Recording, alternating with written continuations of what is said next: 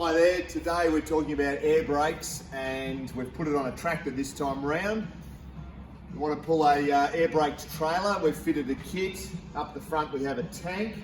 The tank's got overpressure valve on the top. It's got a low air warning buzzer, so that triggers a buzzer in the cabin.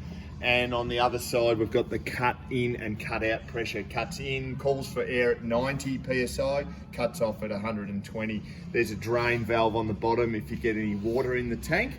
If we come around this side, I'll show you a bit more. So at the heart of the system is a hydraulic reaction valve.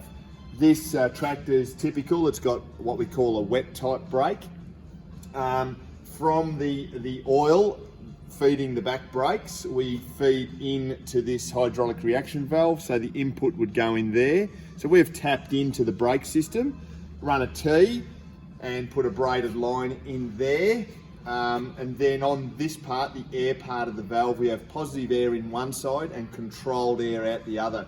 So as you depress the brake pedal, it moves a piston in the valve, which controls the output air, which works the service brakes on the trailer. So that's the hydraulic reaction valve. Also up in the cabin, we've mounted an air gauge, just so you know what's going on. It calls for air at 90 and cuts out at 115.